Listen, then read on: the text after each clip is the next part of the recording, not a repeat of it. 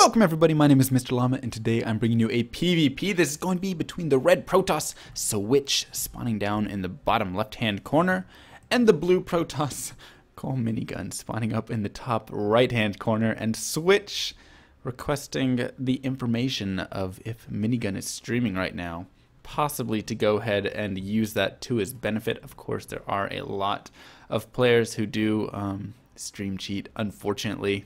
And Minigun going to go ahead and openly admit it. And for some reason, Switch finds this to be a bad thing. Maybe Minigun plays better when he's going up against opponents and he's streaming, something like that. And Switch knows this. I don't know. But yeah, so there's going to be PvP. The map is Entombed Valley with the nice Zelnaga Tower right there in the middle. And this is something that was actually brought up on Reddit not long ago. Was the whole idea... it wasn't brought up on Reddit. It was brought up by, was it Naniwa? Was it Huck?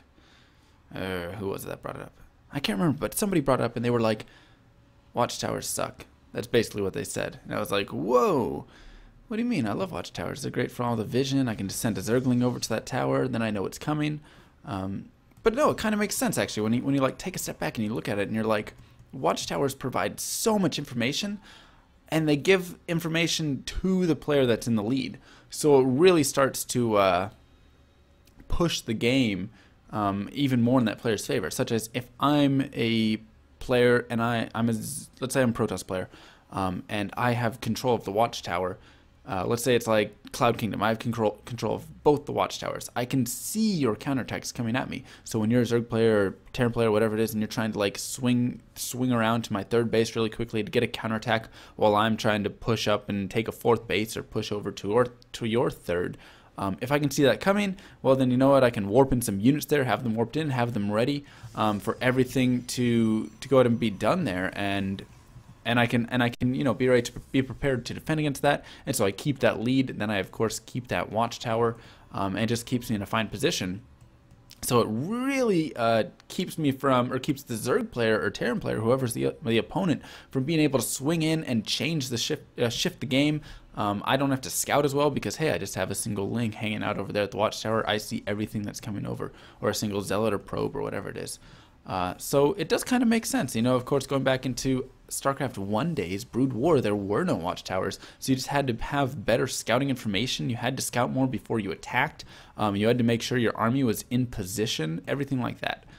So here we go ahead and see Minigun, or both players have opened up with the double gas right here. It looks very, very similar. However, we do see one Stalker coming out of Minigun. So Minigun has a ton of gas, but there's one Stalker. Very curious to see what he does. And it looks like Switch most likely going to go for Stargate play, as he does have the sentry out, of course, right there. And so Zealot sentry opening usually leads into a Stargate. Not always the case, but I'd say most of the time that's what happens. And Stargate actually from Minigun here. Will it be Stargate for Stargate? Yes, it will.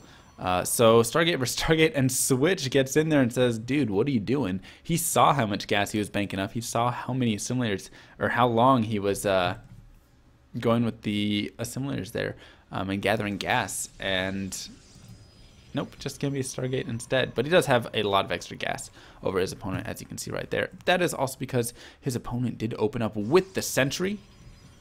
And of course, the sentry opening versus the Stalker opening, this is a lot more gas intensive. And he actually has another sentry on the way. So 2 sentries right there. And he's actually going for 3-gate Stargate. He might be going for a very aggressive play right here because he thinks his opponent's going for the 1-gate FE. And as we said right there before, or as he said in the chat, he said, hey, if you're going for 1-gate FE, I saw Baby Knight lose to that.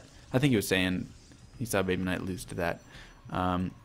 But nope, it's going to be 3-gate Stargate versus 3-gate Stargate. The difference being, of course, these ones have sentries, and his opponent, Minigun, actually has 1 sentry out there. Did not see that sentry. Where's the Stalker? There it is. Has the Stalker at the middle. So Zealots were boosted out earlier, sentries made right there, and Minigun was playing a little bit more casual, just 1 Zealot, 1 sentry as opposed to the 2-2 right there.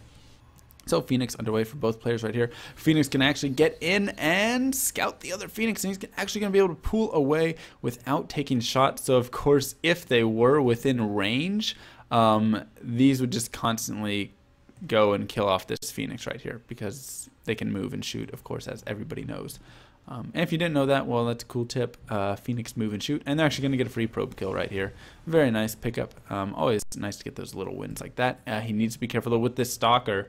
You do not want to be losing that stalker early on. So 3 Phoenix versus 3 Phoenix. There we go. So he's going to start to push out towards that stalker. The Phoenix will come out to go ahead and join up, and it is just going to be these 3 gate Stargate versus 3 gate Stargate. These are already warp gates though, as there were boost on the Cybernetics core, and of course the reason for that was because we saw him wanting to do pressure. He thought his opponent was getting 1 gate FE, so he wanted to go over there and do some pressure. But hey, what do you do now? Well, it's pretty evenly matched, so both players are just going to go ahead and expand at about the same time right there. And I really like that choice, and just kind of that move for both players. It's just saying, hey, you know what? We both realize that we both have sentries, or we both have Phoenix, excuse me. And so going in and going for a battle would be it'd be pretty risky for both players, because it would just be, I don't know, you know, it'd just be Phoenix, Phoenix, Phoenix, and they'd all just be shooting each other. And if you lifted something, you'd have 1 less Phoenix shooting, and I don't think it'd be worth it for either player. And also, if you drop force fields, of course, with the sentries, you could force field out the units on the bottom, and then the Phoenix up top would be doing a lot more damage, right? And the units on the ground would be doing a lot of damage. That's what I meant to say. So you could have the sentries focusing the Phoenix from the ground while your zealots and stuff are trying to charge up the ramp. Or your units are just blocked out. So they'll just continue to mass out their Phoenix while they go ahead and take this expansion right here. Probe's going to charge down a little bit early, it looks like, so he will have to gather them and send them back to go mine and maybe get, yeah, there we go. So those probes were also sent down a little bit early. So they'll go ahead and head back into the base and then come back down and throw everything down. So here we see the transition styles, I suppose. What is Minigun doing? He's up here. What is Minigun doing? He's getting another Stargate. So he is going extremely Stargate heavy. Very interesting choice. That's all I can really say. I have not seen a PvP with a massive like Stargate tech where the player's like, all right, I opened Stargate. I'm going to get more Stargates and get more Phoenix and maybe add Voids in. I don't know. Unless he just wants to go for this massive Phoenix ball and hit early while his opponent tries to tech something who is teching to a Templar Archives right now. So he's going to go ahead and probably get some Archon tech out there pretty soon, get a couple storms, and he should be okay to deal with these Phoenix, because of course the Archons cannot be lifted by the Phoenix, and so the Phoenix will just go down there and they'll just have to like kind of back off, and then in engagements, if they ever group up, the Archons will just tear them apart. So this probe just going to scout in, going to go ahead and see no third base has been taken. I'm assuming he's, yeah, they both know they've expanded. He knows he has expanded, otherwise he would have attacked. You don't spend 11 minutes not attacking if you're on one base. So here, gets a Forge out as well, so he's going to be going for that +1, and it looks like he wants to get some plus upgrade Archons and really just be able to do a lot of damage with that. Maybe go for an Archon Zealot sort of composition. That'd be very interesting to see. And Minigun just working those Phoenix like no other. Holy cow, he's pumping these out. And he's also getting Protoss Air level 1, but he also got a robotics facility. So where is that? Where's the robotics facility? Oh, it's already done right there. So I'm wondering if that's just for the observer for scouting information, or if he actually is going to use that for, maybe he'll go for some sort of Colossus Phoenix army and then just use all the Phoenix to pick off his opponent's Colossus, which unfortunately for him, his opponent is not getting any Colossus whatsoever. So that's kind of a win, I want to say, for Switch. I mean, I haven't seen, like I was saying, I haven't seen a massive PvP air battle before, except when they transition into carriers late, but that's a whole different story. Right now he's just going mass Phoenix, but I feel like Switch is in a good position because he's going for this Archon charge lot sort of army, and those Phoenix aren't going to be very good against that, especially all of the Archons. And if he just continues to get these upgrades, continues to warp in all of these Archons, and here we're going to have him go actually push out possibly and go for some sort of hit, and Minigun's going to see this coming. He's going to be able to see the Archon, the Zealots, the Phoenix pushing out. He'll see everything, and he's going to meet him halfway with all of his Phoenix.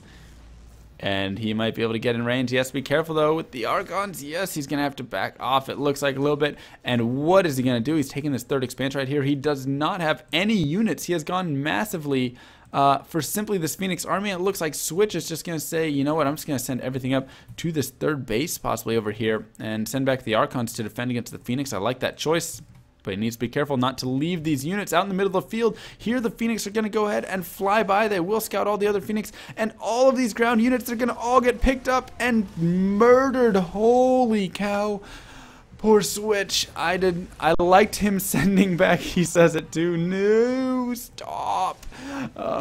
And poor Switch. I liked him sending back the Archons, but not that many Archons.